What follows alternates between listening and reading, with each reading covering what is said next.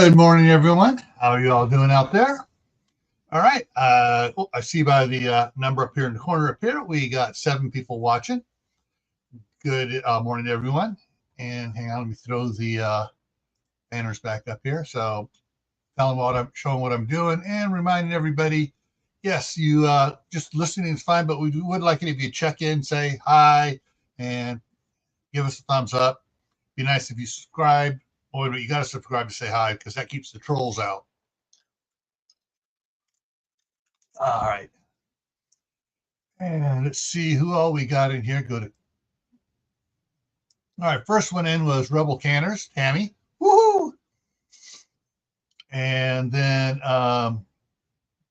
Who's 1351 and Phalen Clan Wolf and chit chatting there.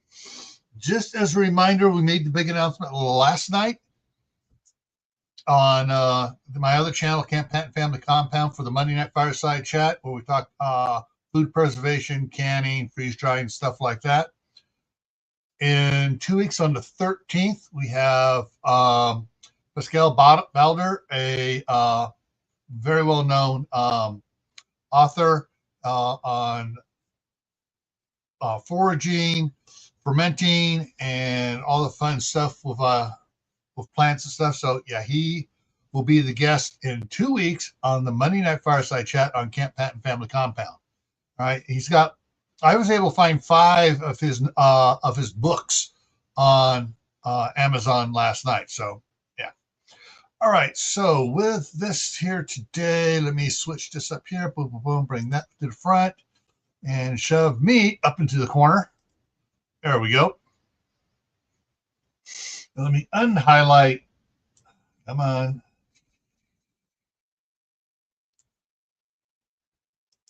There we go. Unhighlight. Boom. Come on. There it goes. Slow.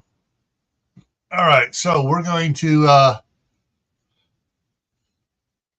pick up here. Chapter 7. We finished up chapter 6 yesterday. Mark carried another stack of boxes while Jane finished packing what she wanted to take to the lake.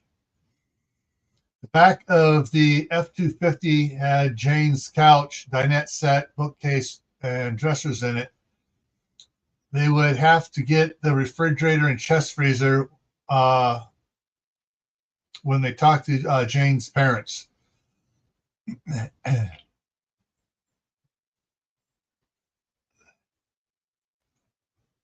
Hang on, I'm going to put something here.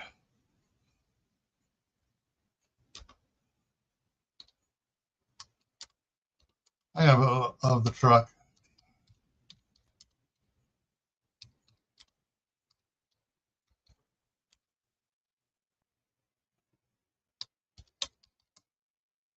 There we go. The bed of the truck was full, so they would, so they would have to get, actually, no, it goes on the other side. So they'd have to get the refrigerator and chest freezer when they talk to Jane's parents later. All right. They would have to store most of her belongings in one of the empty bunkhouses until he got one of the cargo containers set up for them at their RV pad. Jane hadn't been much of a collector of stuff. If it wasn't useful anymore, she got rid of it. That made it easier to pack. Of course, the fact that her apartment was small didn't lend itself to keeping a lot of things either. John was following Mark in and out of the apartment. Hang on, let me do this here.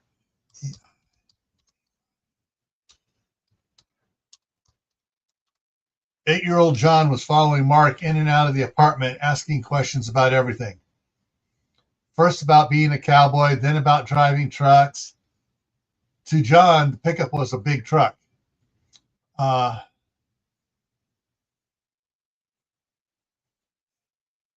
Hang on. Let me switch this around. Let me switch around.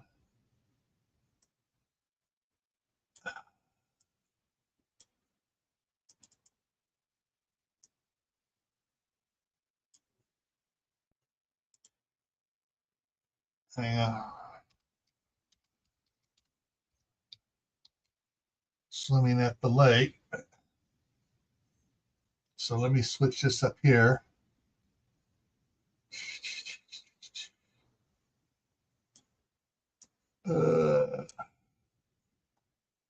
I got that one there, so I'm going to take that one there from there.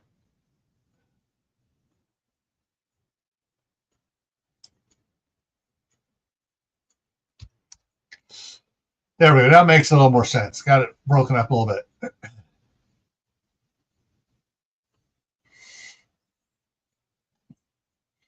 All right. So now it says the first about being a cowboy, then about swimming at the lake, to hunting. That surprised Mark. To driving trucks. To John, the pickup was a big truck.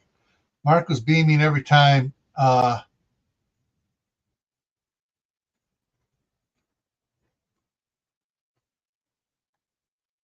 Every time John got an answer he liked, because John would say, "That's cool. I'm glad you're my daddy." Last box, Jane called out as Mark stepped out of the trailer. "Hooray!" John exclaimed. "Now we can go see my new Nana and Papa." Jane smiled how excited John was when he found out that he now had another Nana and Papa, as he called Jane's parents. Dr. Jones and Jason Omni stood staring at the wall of monitors while the rest of their team members were busy at their workstations. The information they were viewing came from the Trident II probe. They were given access to the live feed from the Trident II probe that had been mapping the surface of Mars. The NASA team in charge of it had altered the probe's position, so it was now stationary at 90 degrees from the sun on Mars' orbital plane. This put it where it could view the planetoid and still be in line with the Earth to transmit images back for live review. It had taken 3 days to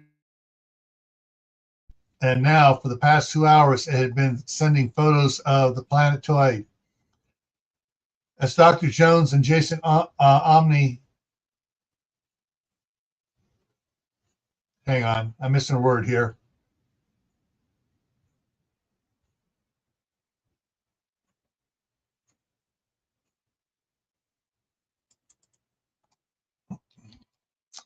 And I'll just change the and. As Dr. Jones and Jason Omni and some of the team studied the photos, some of the team was deciphering the infrared and ultraviolet imaging scans, while others of the team were working on trajectory of the planetoid, trying to nail it down and trying to nail down what its gravitational force. Trying to nail down what was its gravitational force.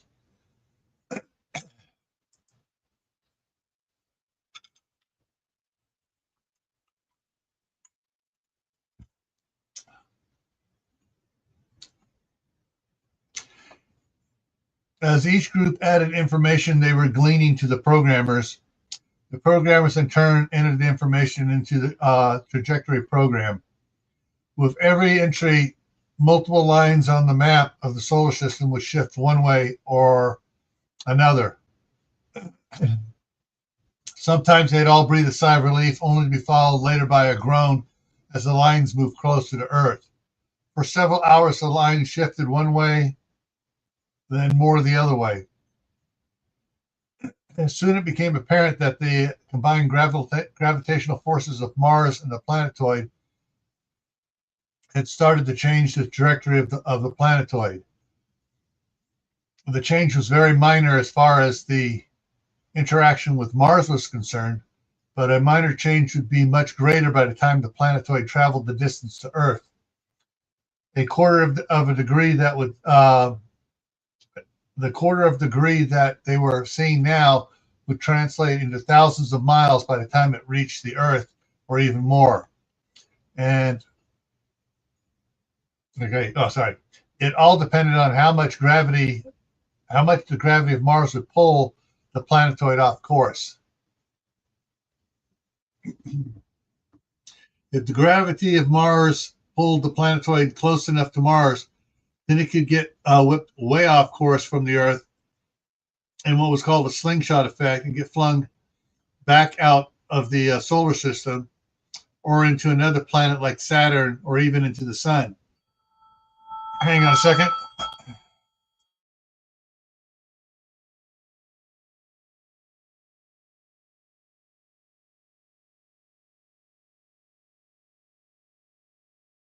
Sorry, don't know that number.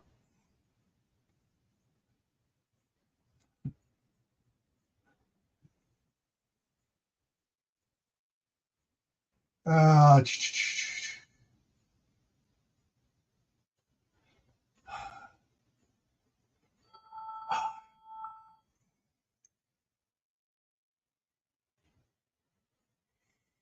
all right, let's see if I can, or even back in December. But for now, all I could do was watch and document the changes and try to figure out what path the planetoid was going to take. It became apparent they would not have a good shot at projecting the trajectory until the planetoid cleared the orbit of Mars. They had three more days before it would happen. The thing that really worried Dr. Jones was how much the planetoid changed its trajectory while at the speed of which it was traveling. John had wanted to stay at the lake with his new Nana and Papa, Gramps and Granny, and I don't know who this is trying to call me, but they're pissing me off.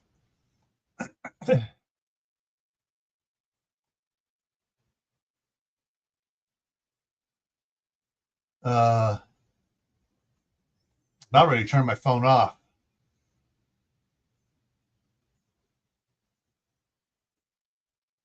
All right, where was I? Aunt Bessie, while Mark and Jane went to talk to his old Nana and Papa, and it's pick up.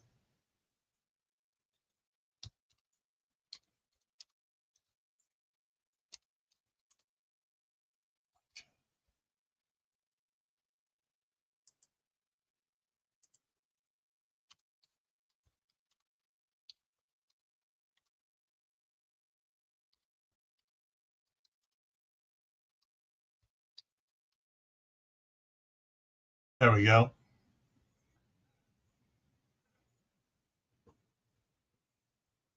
So Mark and Jane were making the hour-and-a-half trip to Cedar City without him.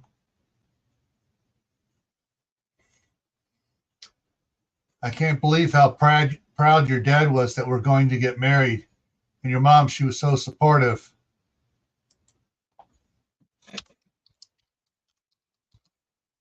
Jane said.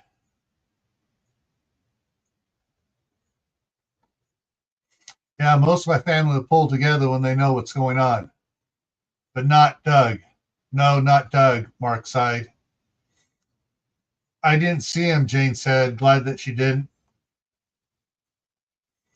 Donald, hang on, this lowercase, my grandfather said that he read him the riot act and told him that Phalen was really pissed at him, was wanting to kick him out of the lake. Mark smiled. Would Phalen do that?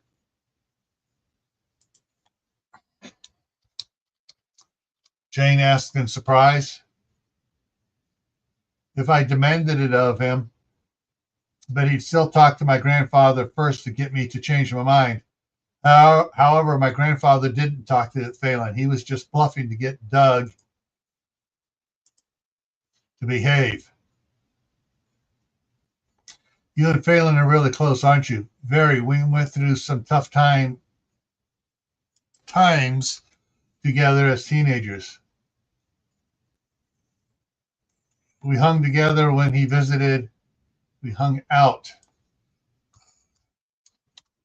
hung out together when he visited the ranch as a teenager, Mark sighed. He knew something was very wrong when Doug forced us apart, but didn't know what, and he didn't pry. He was just supportive. He even told me that he didn't want to know, but that I could come to him anytime and he would listen. The next year he lost his family and I tried to be there for him. That made us closer than brothers. Wow, Jane said. That was a tough 2 years for all of us. Yeah, Mark sighed. I hope your family didn't give you too bad of a time when I got you pregnant. You didn't get me pregnant. Hang on, let me.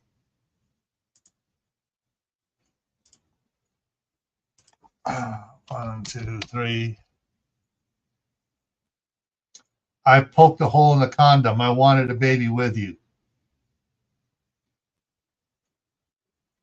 Dang, if you had said so, I would have told you my real age and asked that we wait.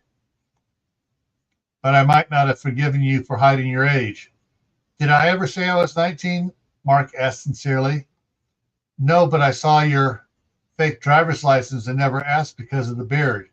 She reached over and stroked it a little. But no, they didn't give me too bad of a time.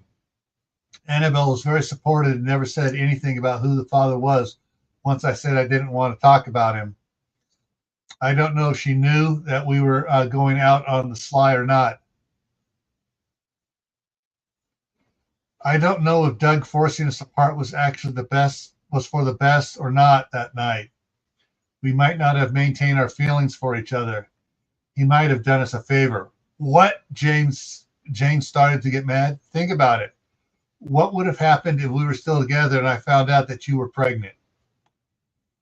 I would have wanted to marry you. But what problems would that have caused for you? My parents would have found out that you were having sex with a minor, and I don't think they would have been as accepting as they are now. You would still have been mad at me for pretending to be 19. Who knows how your parents would have handled it? Mark took a breath.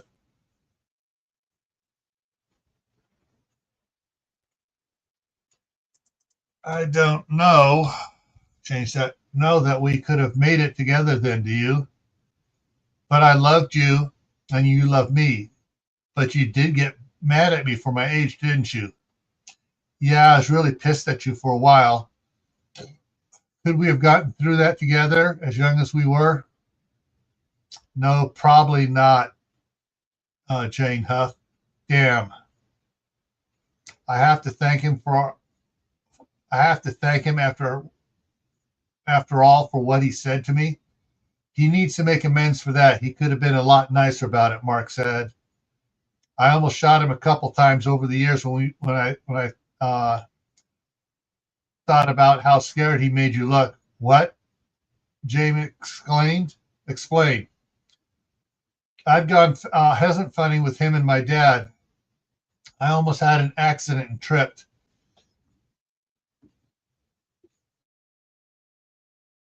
Would have known why. But you didn't. No, I couldn't take the chance that he told someone. And if he had, they would have guessed that I did it on purpose. Ah, Jane said suddenly. Graciousness will be our revenge, huh? We will thank him for making us separate so our love could grow stronger and keep me out of jail. That should twist them up. You're right. We'll have revenge by taking the higher road. They felt a lot better as they continued onto her parents' house.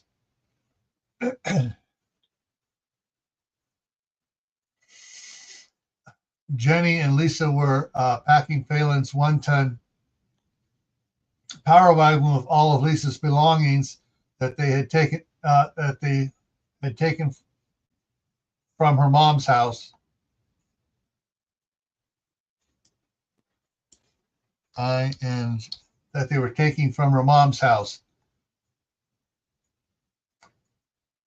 The afternoon before, Jerry and Lisa had gotten his belongings that hadn't been taken to the lake from his parents' home and stored them in the back of Phalen's Ranger 2 military truck until they decided how to move them to the lake. Phalen had ordered the huge truck with 42-inch sides for the bed and 3 bench seats for the crew cab conversion. With the higher sides of the Plan B, with higher sides, the Plan B designers set the mounts for the loops of the canvas cover on the outside of the sides, down at the height where they normally be. This gave the bed protective barrier that no one would know about when the canvas was on the truck. The middle seat faced backwards and was used the back door along with the rear seat. The space between the middle and rear seats was filled with ammunition and one of the orders of Ruger firearms that Henry Brown had ordered for S&S firearms. Hang on.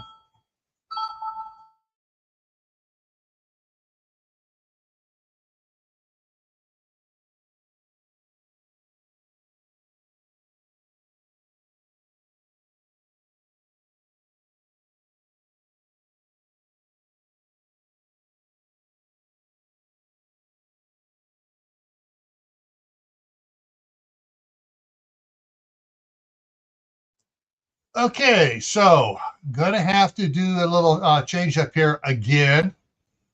All right, let's see. Gotta change that to this. So I got to run real quick and pick up my grandson from school. He was out here running around waiting for the bus with his brother. Got to school, walked into the office, and puked.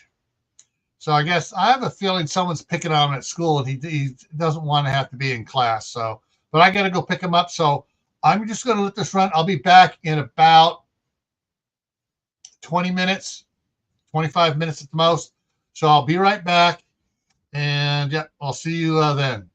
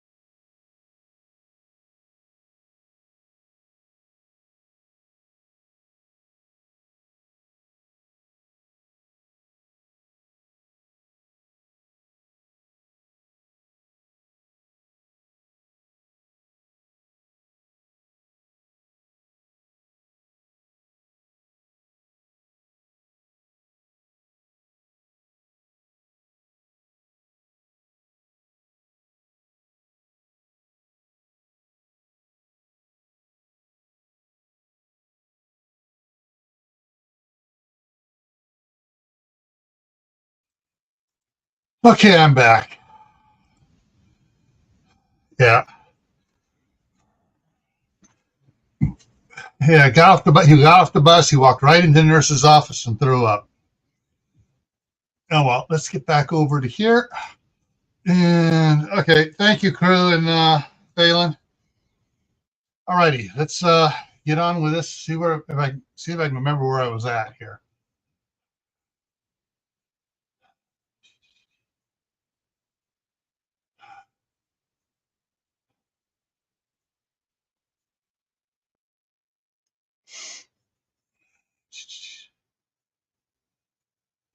Okay.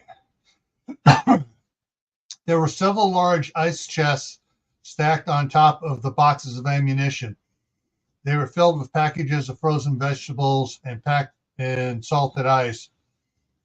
On top of them were the bolts of fabric that Jenny and Phalen had gotten the days before, as well as boxes of everything else from the fabric store. On top of that was 500 yards of canvas for making clothes similar to the Carhartt work clothes. In the back were 6 Kenmore 26 cubic foot freezers and 4 Whirlpool 25 foot upright freezers.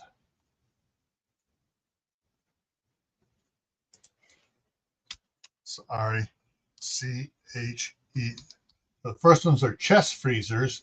The next ones are upright. There was also a KitchenAid 29.5 cubic foot side-by-side refrigerator freezer that Jenny and Phalen had bought for Lisa and for Jerry and Lisa as a wedding present. Jenny's Toyota Highlander was hooked with a tow bar system behind the Ranger too. The plan was for Phalen and Jerry to take the Ranger, and Jenny and Lisa were going to take the Power Wagon and follow behind the Ranger too. That plan changed when with Marcy asking them to tow her new travel trailer. Jenny would drive the Power Wagon to Marcy's, and Jerry and Lisa would be driving the Highlander. Sorry, to the lake from Marcy's house. Get my own cough drop here. Oh man. Once everything was loaded up, once everything's loaded up, they were going to finish moving the furniture upstairs to the rooms in back of the house and drop the mini blinds so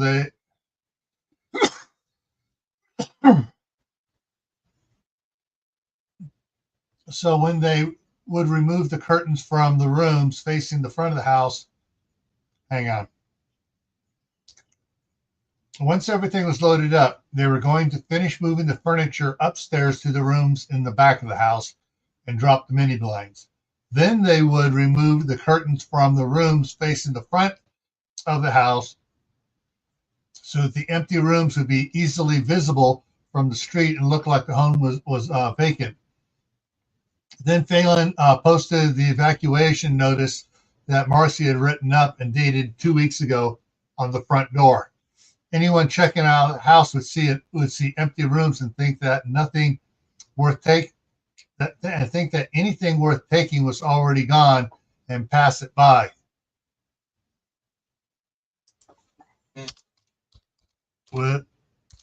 Without the REA breaking in.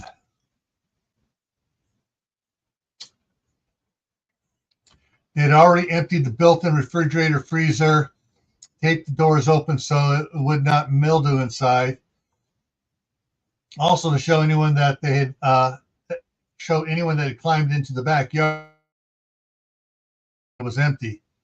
They also left all the cabinets open to show they were empty.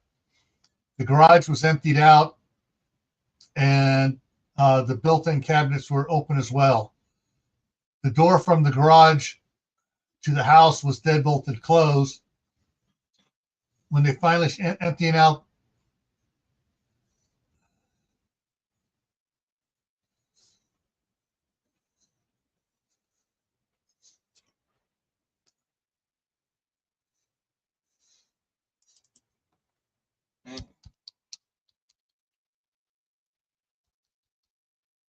When they finished loading the pile that was in the garage, Phalen pulled the power meter and placed a lockout cover over the opening. Then he turned off the gas, disconnected one of the unions to the meter, replaced the rubber washer with a rubber-coated metal slug. That would keep any gas from flowing should someone try to turn the gas back on. In his uncle's bedroom, he put a note on how to replace them if his Uncle Jake came back here. Hang on. I duplicated that. There we go. In his uncle's bedroom, he put a note on how to replace them if his Uncle Jake came back here. Then Phalen locked the house up for the last time for what he thought would be several years. Phalen called his uncle and told him what they were doing to protect the house and discourage looters. His uncle laughed and said that should do it. He was going to try to head to the lake sometime next week if he was able to.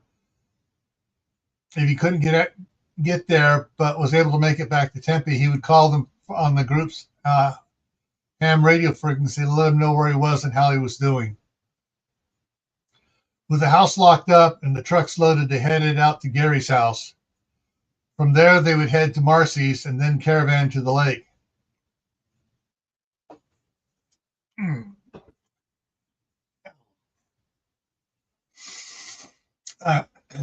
Mark and Jane walked up the front steps of Jane's parents' house.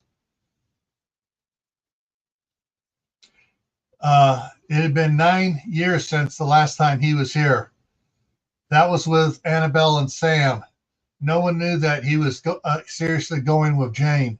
All anyone knew is that they had gone to a movie with friends once and to a party once when Jane didn't want to go. That was her father's sarcastic suggestion, and that night started them off seriously seeing each other. Jane opened the front door and called out, "Mom, Dad, we're here." "We're in the kitchen," her mom, Heather, shouted back. "Come on," Jane said as she pulled Mark along behind her. Mark followed behind Jane, still a little concerned that Heather and Thomas would be mad at him. As they walked through the living room and dining room, Mark noticed the stacks of storage containers in both rooms. "Hey, Mom," Jane said cheerfully. She stepped into the kitchen. "Hello, dear." Heather moved to hug her daughter. "Hello, Mrs. Adams," Mark said sheepishly. "Mark, I know it's been 9 years, but you know the rule." She looked at him sternly. Mark smiled. "Hello, Heather." "Much better." Heather smiled and gave him a hug. Ever since Jane was in high school, Heather and Thomas have always required their daughter's friends to address them by their first names. They said that since they were becoming adults, they needed to act like adults. Mark gave a sigh of relief, a little louder than he intended, and Heather laughed. "Jane sent me an email with more details explaining everything. Thomas and I agree it was really nobody's fault." She turned back to Jane. "But we wish you'd told us so we wouldn't have acted the way we did. I almost forced you to get an abortion. What a mistake that would have been.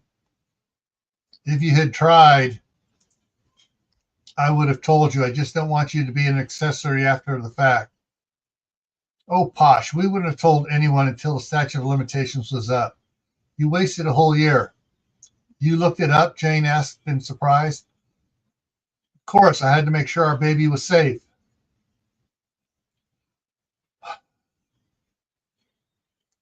"Well, I would have insisted that we keep it a secret if there wasn't a statute of limitations.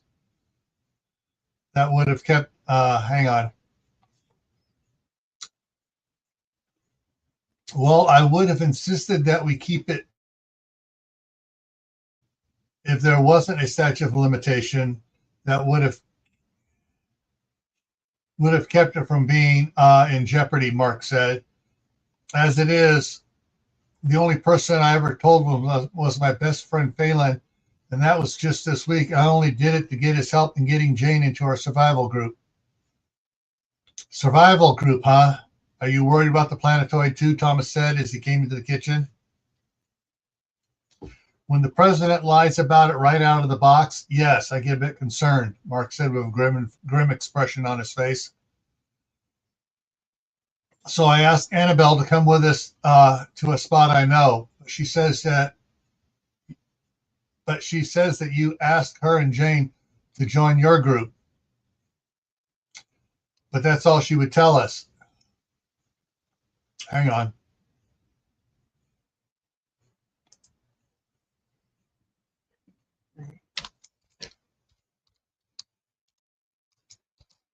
Got to make sure I put in there who's talking, because after not having read this for several months, I wasn't sure who was talking there.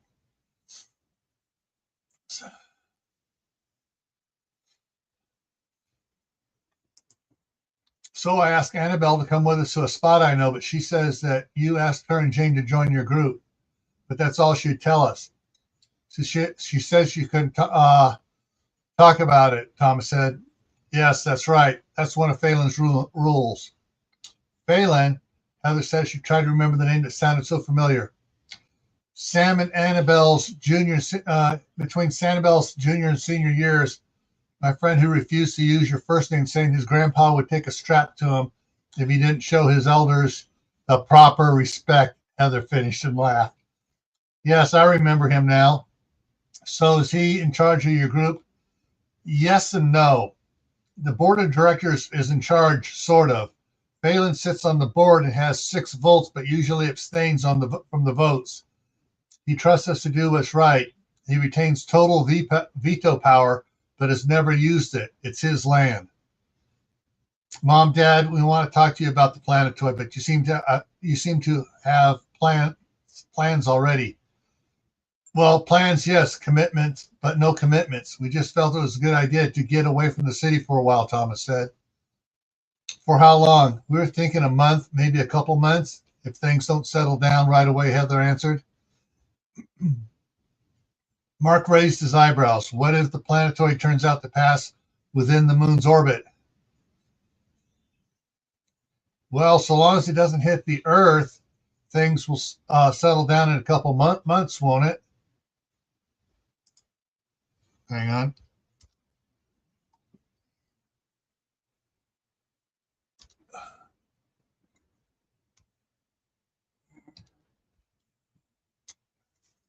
Mark shook his head slowly. No, it won't. Why? Heather asked. Okay, look at it this way. You're heading out away from the city for 2 months. Why? Because it's going to get crazy around here with all the nut jobs running around and people panicking. How many other people are going to do the same thing? Mark asked. A few. Jane, Mark looked at her. What's the university doing? They're closing down for 3 or 4 weeks, Jane said. A lot of businesses are going to shut down and board up and try to weather the riots that they and we believe are coming. The courthouses in Tempe are shutting down today until the android passes. As the police arrest more criminals, the jails are going to be overcrowded, and they're going to have to start cutting criminals loose. What's going to happen when the bad guys find out the police are releasing people because there's no room to hold them? They're going to go on a rampage, Thomas replied, for weeks, destroying everything, businesses, gas stations, hospitals, raiding homes. How quickly are people going to come back if that's going on in the city? Not until it's safe. And the longer they stay away, Mark asked, the worse it's going to get. And if a lot of the cops take off, Jane asked. And how long will it take for the city to get back on its feet without state and federal help? Years, Thomas sighed. And are the oil refineries going to be working? No. What about the factories? No.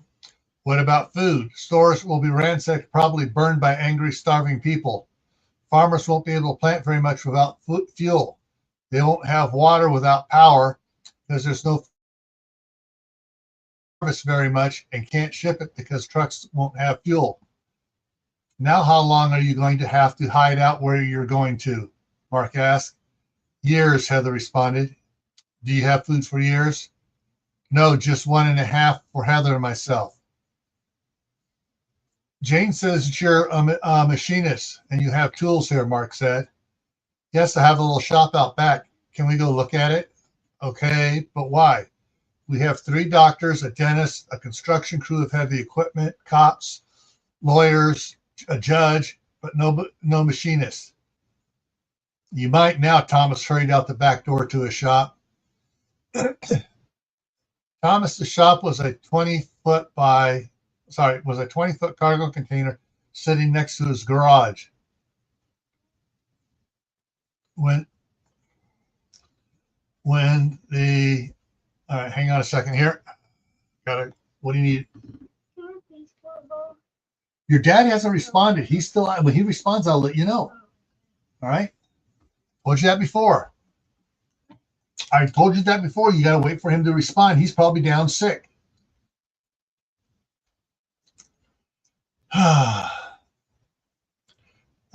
Thomas opened the back door and turned on the lights, and everyone was surprised at the number of machines he had in it.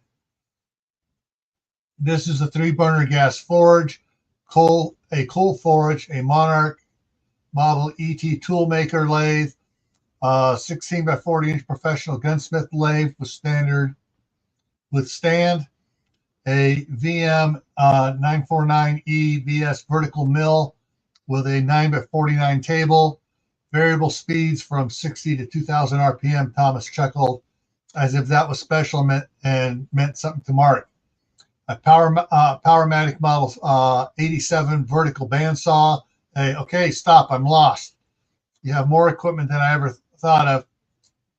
And I don't know what most of this is for, Mark said, and Thomas laughed.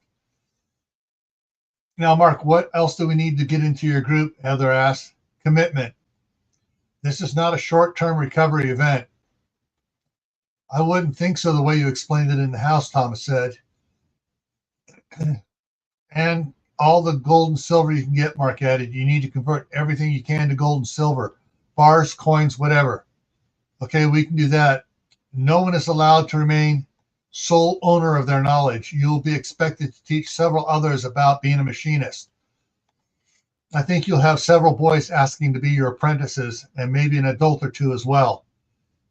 You both will also be expected to learn other skills, just as I will and Jane will, and John when he's old enough. What type of skills? Heather asked a little apprehensively. How to drive a tractor, build a house, milk a cow, graft fruit trees, electrical wiring, first aid, dental hygienist, nurse, hunting, butchering livestock. Everyone will be trained in firearms safety and use. Phalen wants several people to be experts in each skill set, and each person is to be an expert in 3 skills. In case something happens to one, there are several that can step in and take over for that position, Thomas said, nodding as he reasoned it out. Exactly, Mark agreed with his assessment. That's thinking ahead, but aren't you a little behind time getting everyone you need? Thomas asked out of concern. That we are. Our timeline was 2 or 3 years to get everyone on board and the lake finished. The lake, Heather asked. Oh yeah, Mom. Janet started talking excitedly. It's beautiful. There's a huge orchard with dozens of apple trees, apricot trees, cherry trees, orange, lemon, grapefruit, almond, walnut, and a lot more. They got goats, sheep, cows, horses, pigs, chickens, alpacas, and rabbits, Mark finished for her. Yeah, rabbits. The lake is stocked with fish, and it's gorgeous. Sounds almost like a retirement community that has chores to keep everyone busy. That was Phalen's backup plan for it, Mark said. If we never needed to activate it as a survival retreat, then we would just retire there. Count us in, but how do you plan on getting my equipment there? Thomas asked. Is everything secured enough to transport the container as is? You're planning on taking the whole container? Yep, we'll back a low bed trailer up to it and pull it on with a winch, chain it down, and haul it out of here. In that case, I'll have it ready by noon Friday. We'll pack it full of our belongings so everything's nice and tight. Great. If you need help, we can send a family or two out tomorrow to help you pack everything up. I don't think, Thomas started to say, that's right, you don't think. We have a lot of stuff that we're not, and we would dearly love to have some help, Heather said.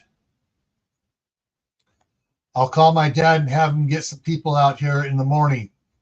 Now, you know, we're going to be limited on space of what you can bring, right? If you can take our camping trailer back with you tonight, I'll be getting a cargo trailer to pack as much as we can into it, even if it just sits there in storage. That we can accommodate, Mark said. Good. Let's throw as much in here as we can in the next hour. That way you can get back to the lake before it gets dark, Heather said. Sounds like a plan, Jane said before Mark could.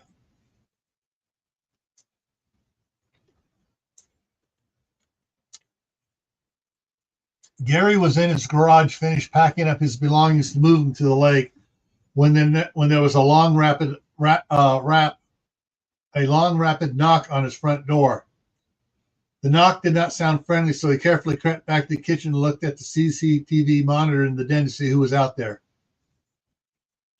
When Gary got to the den, he saw his ex-wife and a police officer. He started cursing himself. He did not want to deal with her and her shenanigans right now, but he was lucky that Lisa was thinking ahead when they were getting her emancipation paperwork done.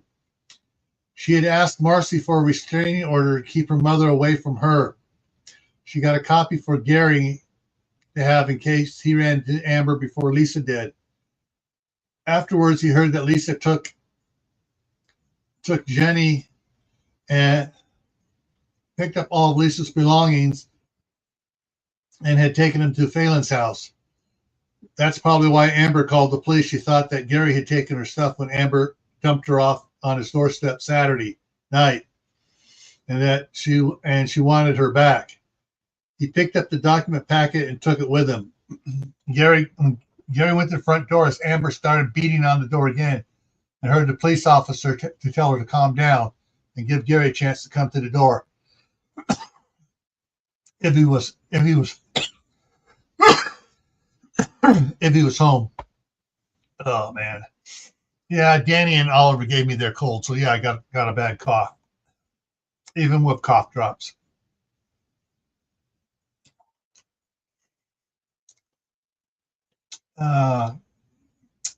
Gary smiled. This cop wasn't the one knocking on the door. He had a chance to get everything out before she demanded that he be arrested. And Gary had a wicked idea. He opened the door before anyone could say anything. He said, "Good job, officer. I see you have her in custody." Amber's mouth dropped open. The officer blinked in surprise. And the officer said, "Mr. Rhodes, what do you mean by that?" Gary smiled broadly. "Officer, don't you know about her?" Not giving him a chance to answer, Gary continued, "Well, she had custody of our daughter, Lisa, and Saturday night she abandoned our daughter out in front and left without saying to see if she was able to get in, which Lisa didn't as Amber hurried Lisa over here so fast that Lisa didn't get a chance to get her key to the house. So Amber drives off, abandoning Lisa alone in the front yard. That was a couple hours before I got home to find her shivering, cold, and crying. Amber's mouth was slowly working up and down, but no sound was coming out. The officer gave Amber a sideways glance and turned his stance towards her. So when I got her,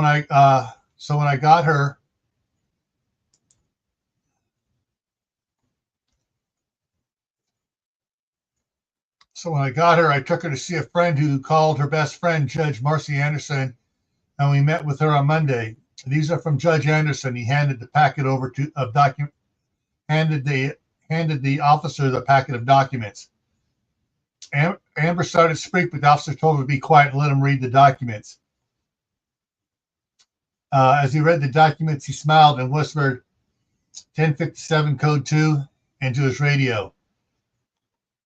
Then when he finished, he addressed Amber. "Ma'am, This first document is an emancipated minor order for Lisa Rhodes. What that does, that makes her an adult and no longer under your control. He handed it back to Gary. What, Amber yelled? This one is a restraining order for you. A restraining order for you. Sorry, a restraining order for her against you, ordering you to keep 2,000 feet away from her and this residence. And he handed it to Amber. You have been duly served. This is your doing, she shouted at Gary, pointing a finger at him. Gary held up his hands in front of him and palms out. Nope, not my idea at all. It was her idea, and her husband agreed. What? You let her get married? She's emancipated, and Judge Anderson performed the wedding. I couldn't stop her if I wanted to. Hang on. He said, as he held up the third document. This is a copy of the marriage license. He handed it back to Gary. Damn you, Amber spat with a snarl on her face that made Gary pull back as the officer stepped in front of her with the last document as another patrol car pulled up. Well, what's that one? Amber demanded. Judge, it seems the judge feels that abandoning your daughter here that night with no one here to take care of her, because at the time she was a minor, that you've committed a crime, specifically felony child endangerment. Hang on here.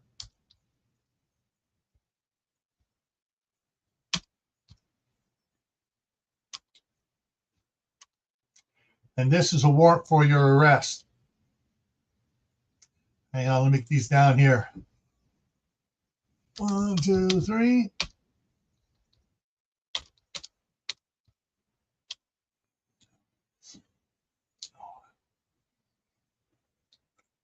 Amber's eyes bugged out and her mouth dropped. What the hell? Hang on. And she spun around and ran into the officers that were just arriving. As the officers placed handcuffs on Amber, placed handcuffs on her, Amber continued to cuss Gary out, saying that he was brainwashing their daughter and turning her against her. She struggled with the officers all the harder as they dragged her to the patrol car. As they got next to the patrol car, Phalen and the others drove up. Phalen stopped in front of the house next door and quickly got out and ran back to the power wagon, trying to keep Lisa in the truck. But he was too late. She was already out and staring at her mother as she struggled with the police officers. Jerry stepped up beside her and put his arm around her shoulder and his other hand on her forearm and gave it a squeeze. Phalen stepped between Lisa and her mother, blocking her view, as did Jenny. You don't need to watch this, Phalen said, trying to get Lisa to look him in the eye instead of looking at her mother. Lisa, I don't know what's going on here or why they are arresting your mother, but you need to stay here. They're arresting her because I got Judge Anderson to issue a restraining order and arrest warrant for child endangerment. What? Jenny and Jerry exclaimed together. Yeah. So yeah, I really have to go over and say goodbye forever. Phalen lowered his head and nodded. I understand. I will go with you if you don't mind. I'll go too, Jerry said quickly. No, that's not a good idea. Jenny interjected. Why not? Jerry asked in surprise.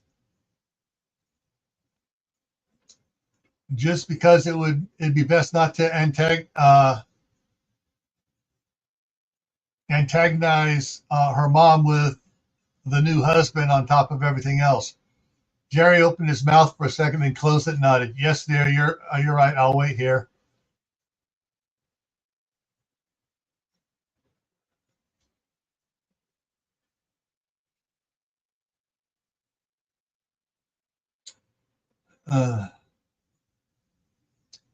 Lisa and Phalen started walking over to where the police officers were struggling to get Amber into the patrol car. When the first officer called out, folks, could you hold it right there? Lisa spoke up, holding her hands up with palms towards the officer. I'm Lisa Rhodes. I want to say goodbye to her. Lisa, the officer cocked his head sideways a little. Is this your husband? Lisa laughed. Oh, gosh, no. This is Phalen, a friend of my dad. My husband is back over there with Phalen's wife. We didn't want to antagonize it any more than just me saying goodbye forever. And the officer nodded. Just wait here a second. He turned and went over to the other officer who had gotten Amber into the back seat.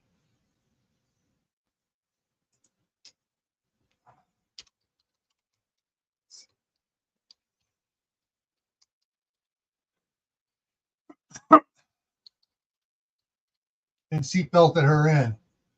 Hang on, I need to check on spelling on this because I've seen places where I'm positive where it's one word, not broken up. Let's see.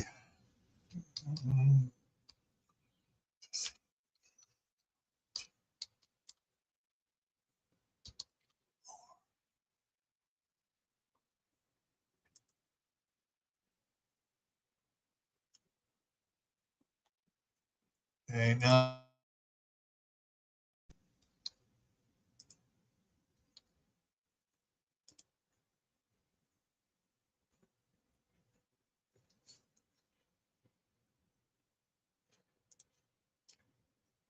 both seatbelt 2 words and seatbelt 1 word are acceptable.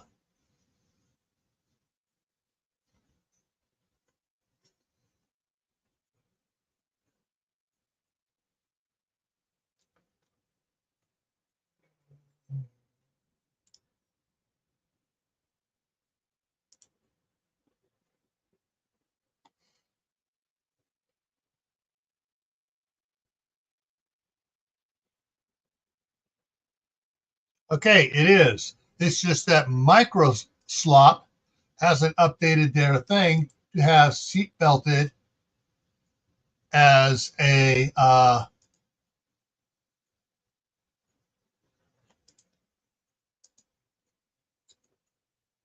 one word.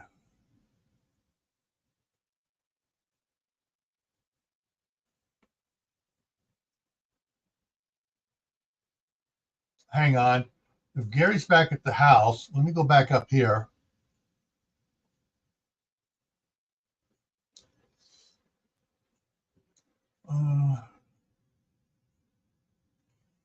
Yeah, Gary stayed at the house. Okay.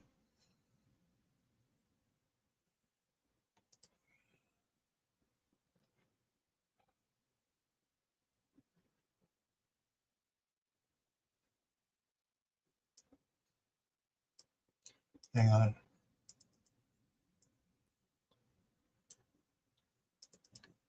Get rid of that. Amber was now securely seatbelted in the back seat of the patrol car and still fuming and cussing Gary out. Lisa stalked about 6 feet from the open door and looked at her mother. Amber's hair was like a wild lion's mane, and her makeup was several days old. Even at this distance, Lisa could smell the Jack Daniels emanating from her. Been partying up a storm again, I see, Lisa said as she shook her head sadly as she stepped up to the car door and put her hand on it. Amber glared at the back seat. Your father's been brainwashing you. Tell them. No, Mom, he didn't. You tried to do it with all your lies. I just came over to say goodbye. Don't ever try to find me. Don't ever try to find me. Ever. Goodbye. Lisa closed the patrol car door before Amber could say anything and turned to the officers. Thank you. She's all yours. And she started to walk back to the house. As Phalen fell in behind her, he noticed Amber still sitting in shock with her mouth hanging open, looking after Lisa. They were halfway to the house when Jerry and Jenny reached them. Jerry put his arm around Lisa and gave her a hug. When they reached the port, Gary stepped out and hugged Lisa and Jerry. Don't ever jump to conclusions or be afraid to say that you were wrong and ask what you have to do to make it right, he whispered in their ears and turned to guide them inside. Excuse me, Mrs. Rhodes, the original officer called out. Yes, Gary said, turning back towards the street and the officer. I thought I should let you know in cases like this, you expect her to get out on bail in about 12 hours unless she has a good lawyer. Then it could be a couple of hours. The officer gave Gary a hard look. She may try to come back here. Jenny stepped forward and pulled a little and pulled out her cell phone. Where are you taking her now? We'll take her to central booking where she'll be processed and then allowed to post bail. Officer, can you hang on a minute, please? Jenny pressed Marcy's name and waited. Hey, Marcy. Yeah, we're getting ready to head over in a half an hour or so. What I called about is Lisa's mom showed up at her dad's. The police arrested her on the warrant you issued. And they say she can make bail in as little as, she turned to the officer, how short? 3, maybe 2 hours, 2 to 3 hours. And she was threatening Gary. Okay, here he is. Judge Anderson would like to confer with you. She handed her phone to the officer. Officer Davis, yes, Your Honor, I recognize your voice. Yes, we can do that. We're on our way. Anything else we can do for you? All right, we'll be there in 10 minutes. He handed the phone back to Jenny. Wow, thanks for the spotlight. The judge said she owes me one.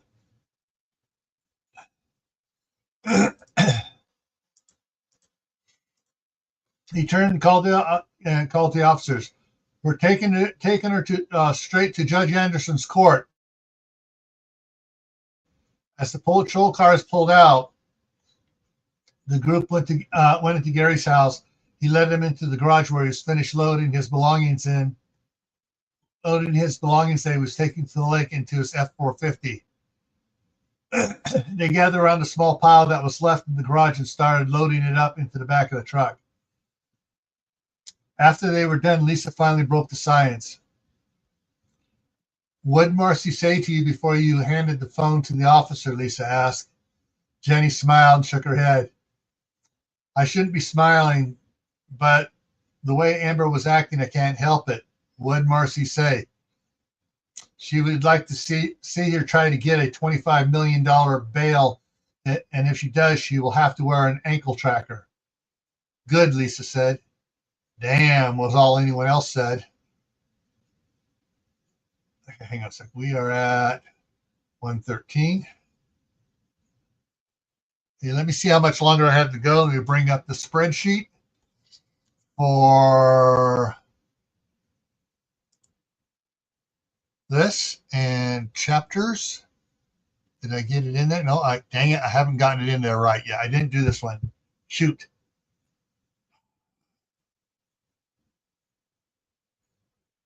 Yeah, I haven't. So I got a spreadsheet thing like this, and I forgot to enter the actual numbers for this one into it. This is a copied one from a different one that I just been updating to it. So hang on. Wait, that was a family compound one. We're on Blood Moon Falling. Let me bring up Blood Moon Falling. Blood Moon Falling. Yes, it does. Okay, so we're at 113. 113, and we're in chapter 7. So we got 5 pages to go. Okay. We should be able to handle this, no problem here. Dave was receiving the second order from Ruger that Henry Brown had expedited for him. Brian and Matthew were loading the boxes on a cart and hauling them into the back room where Robert was stacking them.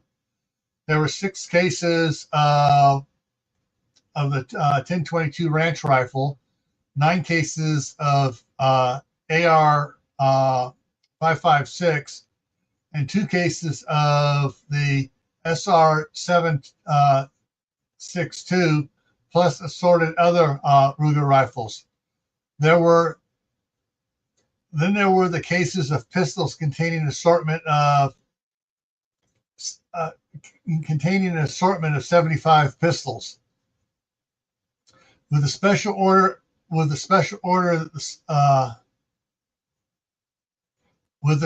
order same week delivery that markup that he would charge, he could send a few more rifles to the lakes besides the ones he had ordered specifically for the group. There should be a final shipment Thursday. of what he'd ordered, with Henry making 3 this week. Almost every firearm in today's shipment was pre-sold at the special order rate. Thursday's shipment would have 6 of the Ruger Precision Rifle and 308 he had ordered for the lake. It would also have 10 cases of 308 Winchester ammunition and 15 cases of 223 Winchester ammunition that didn't arrive on Tuesday's order. Dave smiled as he thought about his new customers. Most people were not panicking to the point of writing yet, but he sure was getting some in the store that were in a serious state of freak out. Almost all of them were willing to pay extra for next day delivery on just about everything. Generally, Dave didn't like to do next day or second day delivery because of the hassle. That is why he posted such high charges for it, to discourage customers from doing it. For longtime customers, he would cut the charge. He would cut the charge sometimes, but that was very rare. He had heard that most of the other gun stores were running out of ammo, and most of their semi-automatic rifles and pistols.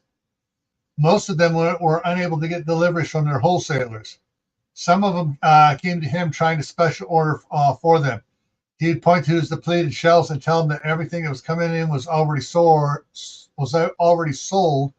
and he wasn't getting full orders as well. Even with the orders he got this week, his overstock was less than a tenth of what it was last week. On consignment came in to find that they had already sold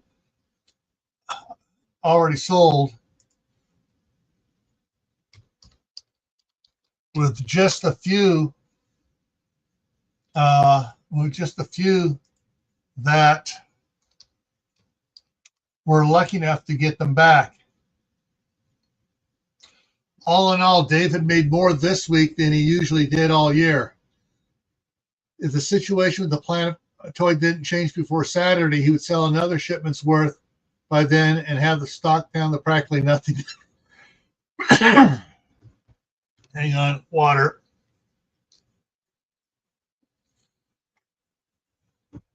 Oh.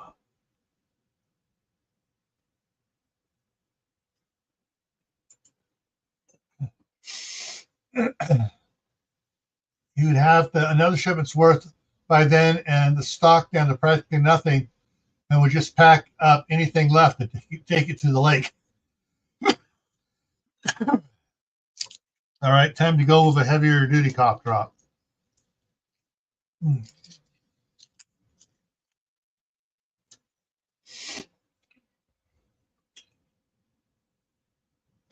Phalen backed the Ranger 2 into the driveway of Marcy's house and was glad that he didn't have to do this with a trailer hooked up to it, as it was a curving driveway.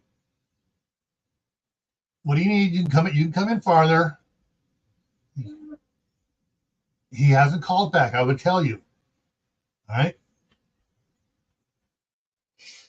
Yeah, the sick grandson really wants to go across the street because his dad's home sick too. But if his dad's home sick, his dad doesn't want him there, which means his dad is probably in bed. He's so sick. Let me double check just to make sure I didn't get a silent message in. Nope, nothing came in.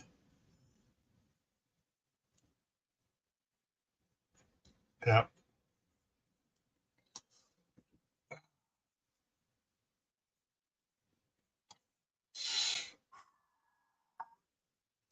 The Ranger 2 was great for pulling trailers, but not so good for trying to back them up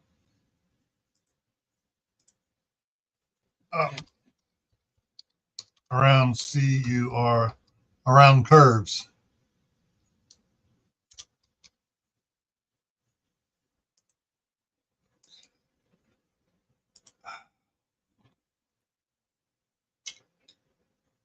Gary and Jenny were parking the trucks they were driving on the street in front. Thomas Harrow was already there helping Terry to load the travel trailer. The travel trailer her mother had bought. Thomas had offered her and Terry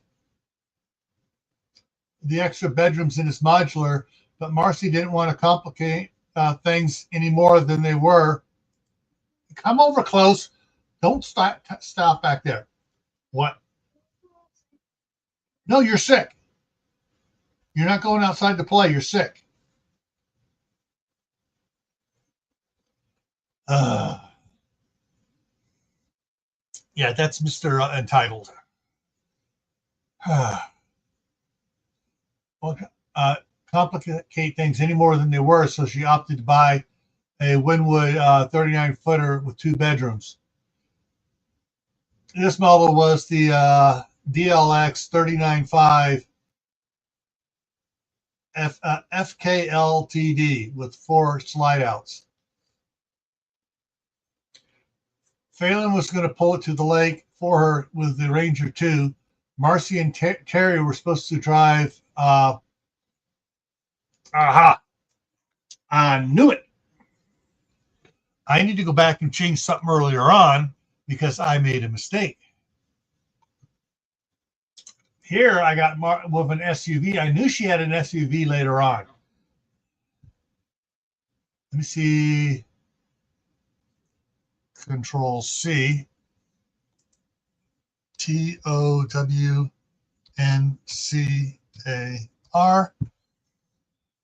2 results. Yeah. So I need to replace this one with that. And that one with that.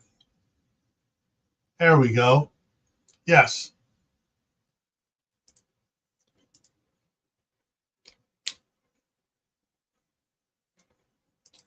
There we go. And block that out. But Phalen knew that Terry was going to ask to ride in the Ranger 2 with Jenny and himself. Thomas would not be coming with him on this trip. He'd be coming up Saturday unless things went south before then. And then out at the last possible minute. He stopped the Ranger 2 about 15 feet in front of Marcy's trailer and set the parking brake. The hiss of the air brakes engaging caused Terry to jump a little, and she immediately said, "Cool." Phalen climbed down out of the truck and walked back to the front of the trailer to check the hitch height. He grabbed the handle of the built-in jack and gave it a half-dozen crank to raise the trailer's tongue. Then he called Jenny over to help guide him as he backed the Ranger up to the trailer's hitch. Once the ball was in position, he set the parking brake again. He cranked the jack down, lowering the hitch onto the 2 3/8 inch ball and locked it in place. Then he attached the safety chains and finally the electrical pigtail. Lisa, oh, all right. It looks like we finally lost somebody that's been here for quite a while. Or it says people coming in and out constantly.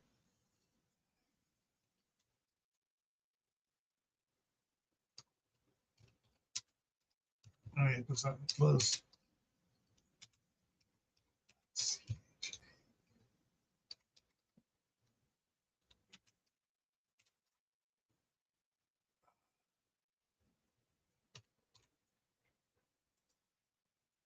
Hang on. There we go.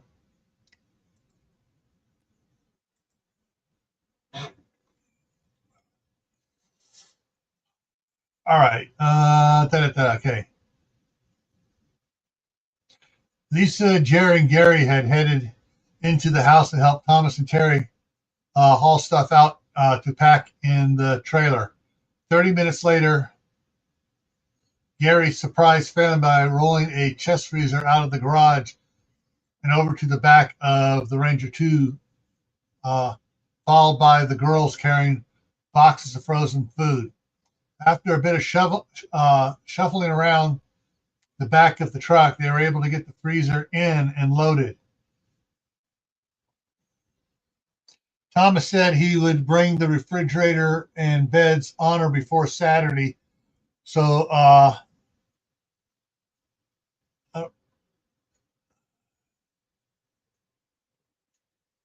on or before Saturday.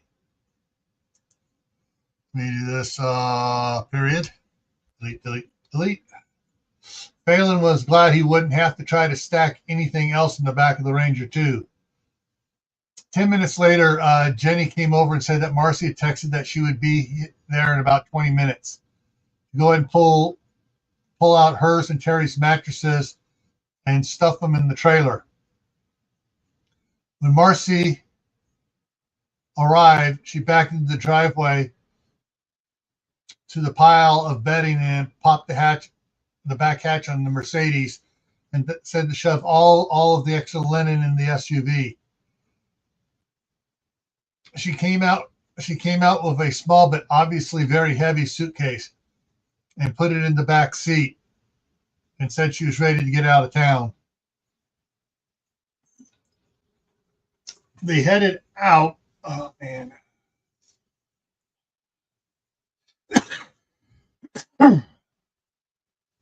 They headed out with Gary leading the way, followed by Marcy, then Phalen with Terry, of course, then Jerry and Lisa in the Highlander.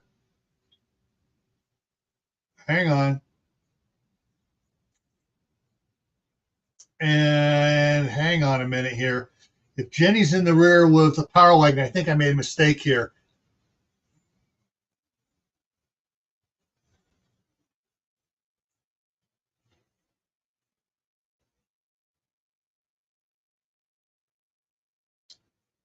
Phalen.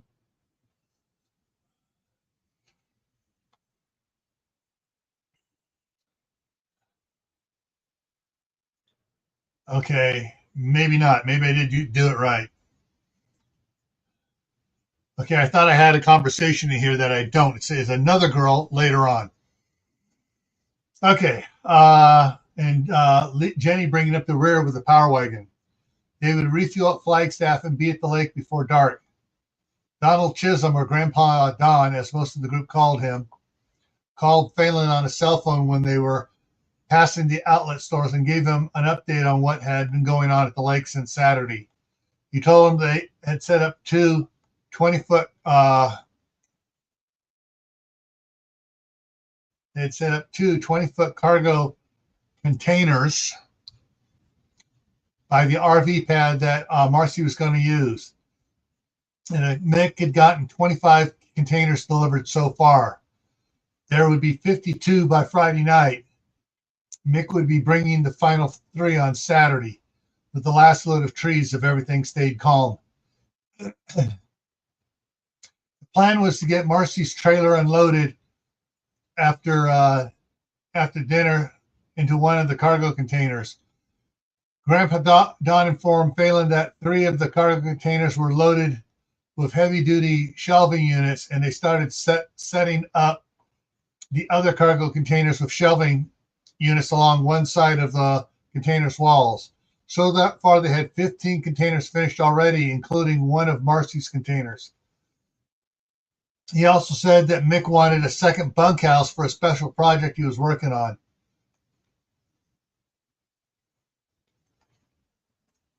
He wanted the second bunkhouse.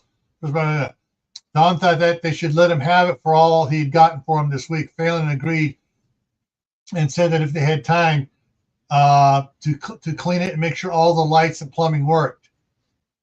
Don agreed to that. Then Phalen added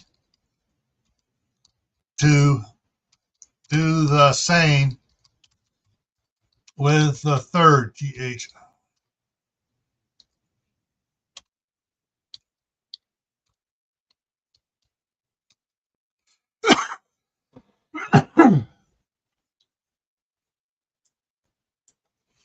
Do the same with the third bunkhouse.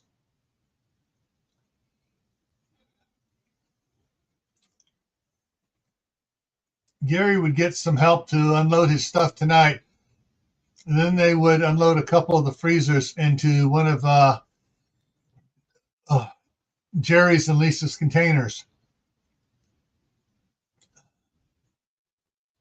Jerry's and Lisa's mobile home hadn't been brought up from the north end of the valley yet, so they would be staying in Phalen's cabin in one of the spare bedrooms for the next couple of weeks or until they could get it moved. Phalen was happy with the way things worked out so far. He looked over at Jenny and saw that she was smiling at him intently. What? Just thinking about how my life has changed so much because you asked me to stay at your table on your birthday. Mine has definitely gotten better since you agreed to let me drive you home. Yeah, but that was supposed to be my home, not yours. Disappointed it wasn't your home? No, heck no, she smiled broadly. I don't ever want to go back to the way my life was before. No phobias? Oh, I still have them. I just feel more in control, which sounds stupid considering how out of control the world is going to get. She was shaking her head. What about you? I've been too busy really to notice them most of the time. Besides, I've been on such a state of high alert because of the planetoid. I can't tell whether it's the phobias or OPSEC that has me watching everything. But I'm not freezing up because of the fears, so I'm not sure what it is. Got an extra one in there. Delete. It may be you keeping my mind off my fears, Phalen said slyly. Ah, that's sweet. You guys aren't going to get all mushy on me, are you? Terry asked from her spot by the door. If you are, give me a minute to climb on top so I don't have to watch. Phalen and Jenny broke out laughing, and Jenny reached over and patted Terry on the thigh. Don't worry, Terry, we'll keep it under control. But one day you'll find a young man who will flip that switch in your heart and romance won't be icky anymore. That's what I'm afraid of, Terry said in such a deadpan plainness that it was all Phalen could do to keep from peeing and wrecking the rain. Aha! Hang on. It is here. Dang it.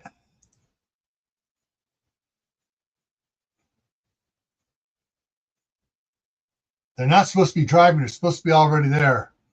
Let me see what's going on because Jenny's driving the Jenny's supposed to be driving the power wagon. Okay, I got to rewrite this last end of this chapter. I got it totally wrong here.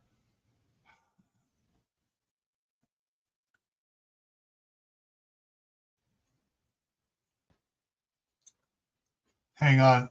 I got to check my data sheet. Okay, let's go to people.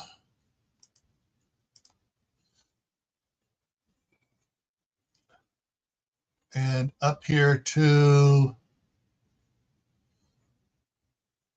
okay, Jerry has his driver's license.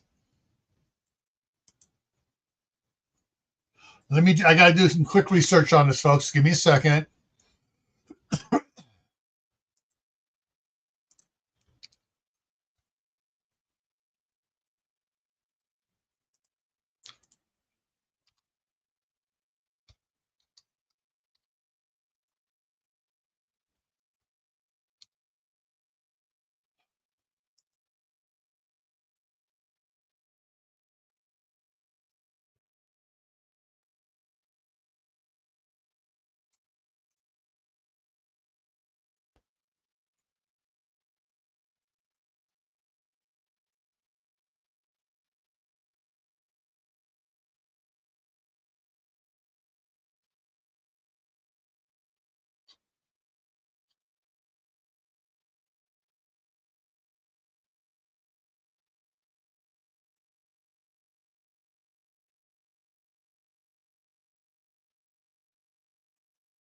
Okay.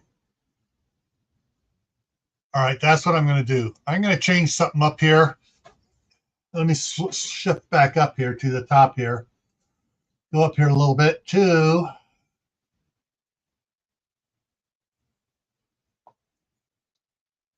I don't want to do that.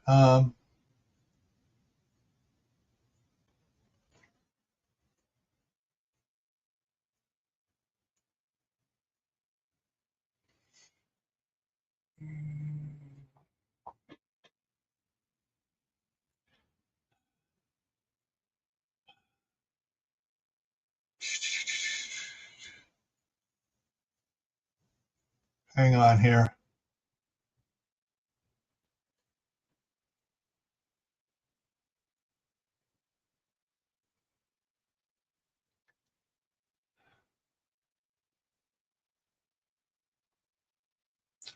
Hang on here.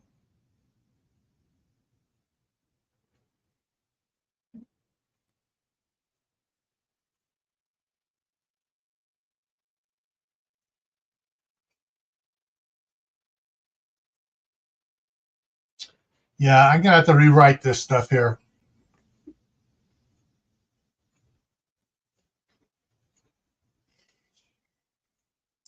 Yeah, because I have Jenny both driving the Power Wagon and being in the passenger seat of the of it. So I got to figure out how I'm going to get this done here. Okay, where did they get? Got to figure where they gassed up at. I'm going to see if I can do something with the gassed up.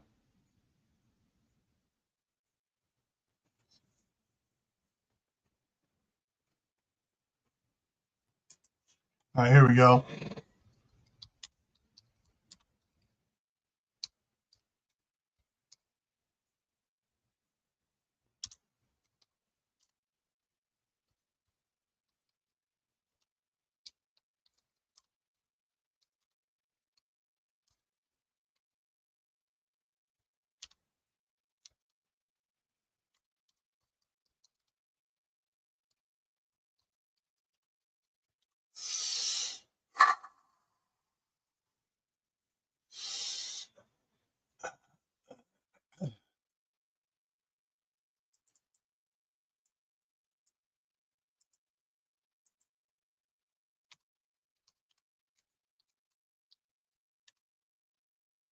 All right, not Jenny and Jerry. GE.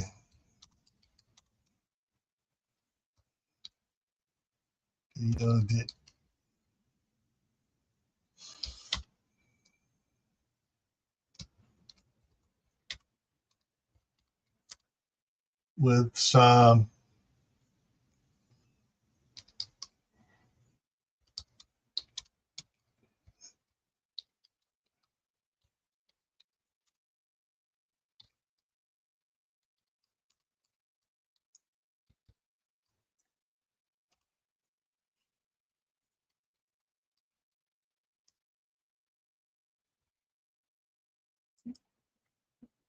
There we go.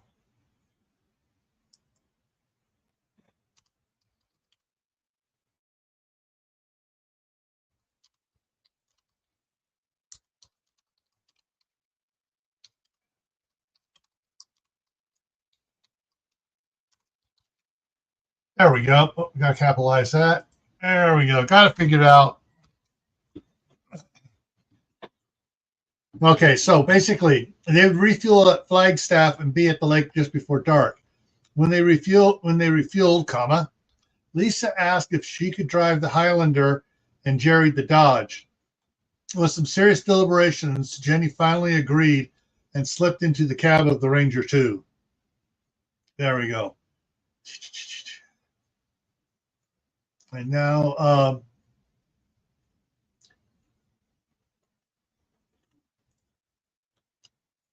there we go. So now we're into the point where Jenny and Phalen are talking, and Terry is there getting kind of, ew, mushy talk. Okay. That's sweet. You guys aren't going to get all mushy on me, are you? Terry asked from her spot by the door. If you are, give me a minute to climb on top so I don't have to watch. Phalen and Jenny broke out laughing, and Jenny reached over and patted Terry on her thigh. Don't worry, Terry. Don't worry, Terry. We will keep it under control. But one day you'll find a young man who will flip that switch in your heart, and romance won't be icky anymore. That's what I'm afraid of, Terry said with such a deadpan plainness. It was all Phalen do to keep from peeing himself. Keep from peeing himself and wrecking the Ranger too.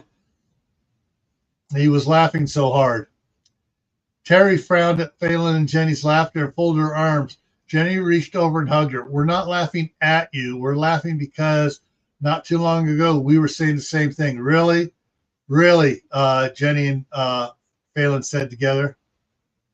When you find that someone special, you don't realize it until it hits you. And then it's, wow. I hope Mom feels that way about Dad real soon, Terry said.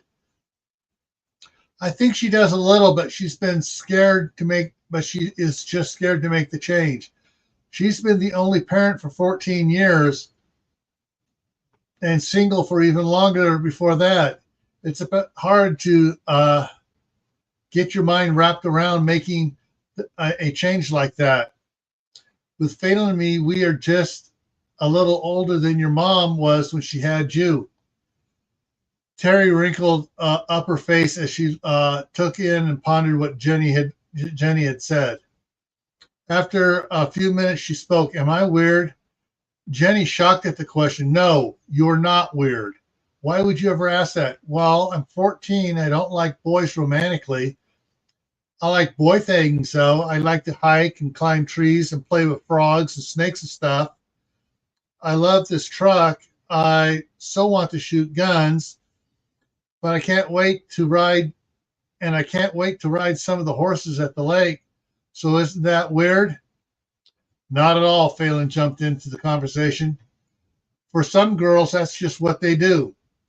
Some guys are into cooking and sewing and growing flowers, but they're not weird. They just have different interests.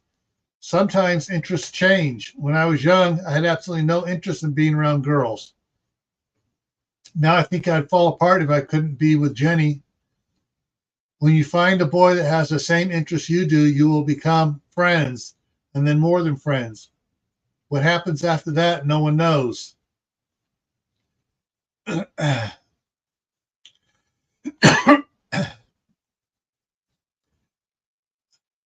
on, I got to check something here out. I think this is another one of the words that Microsoft. Oh, that's why it has two D's in it. Okay, let's see if it shows that with having. No, it doesn't. It is so stupid. And it could add to dictionary.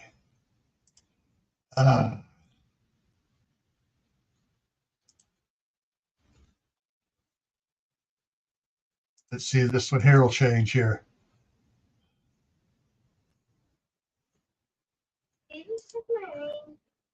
Come around the other side.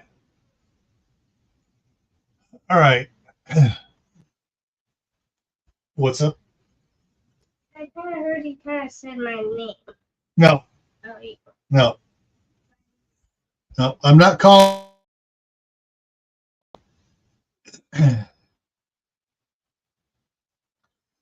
Not at all. Who knows what happens after that? Who knows? So the fact that I don't like to hang out with the girls from school and like to go crawdadding with some of the boys doesn't mean I'm not normal. Jenny laughed. If it does, I'm very abnormal. You used to go crawdadding? Still do. Your mom used to too. She taught me how. Cool. Have you ever driven a tractor? Phalen asked. No, both Terry and Jenny answered and laughed. Well, that's something you both have to learn to do as part of your responsibilities at the lake. Wow, I'm going to have fun. So I'm going to have fun responsibilities. I'm really going to like the lake, Terry said. Yeah, you'll have to learn how to change the attachments, dig holes with it, fill in potholes in the roads, level garden areas, muck out the pig pens, horses stalls. Phalen added with the last with a devilish grin. And ew, Terry and Jenny said at the same time. How about some music? Weston, please, if you have it, Terry said quickly, surprising Phalen and Jenny. All right, there we are. So let's go and highlight this. There we go. We have completed chapter 8. And that up there. And put me down here.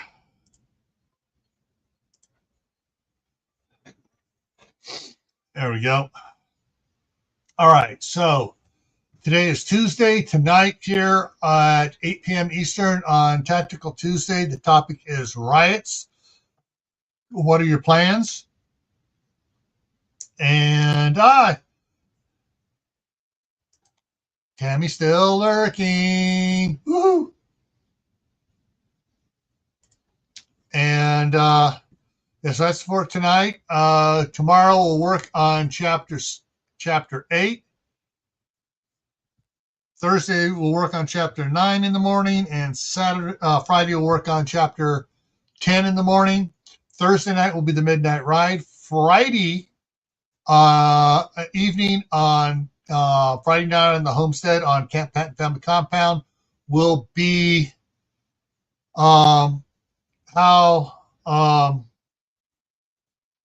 it's not riots. Hang on, let me pull it up. It's how civil unrest in the cities affect rural areas. And then Saturday night, for a survival Saturday is after the gold is confiscated, what are your plans? Next Monday night for Camp Pat Family Compound will be canning meatballs.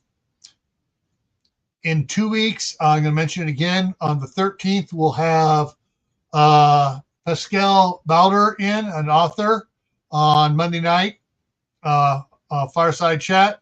I've already found 5 of his books on Amazon.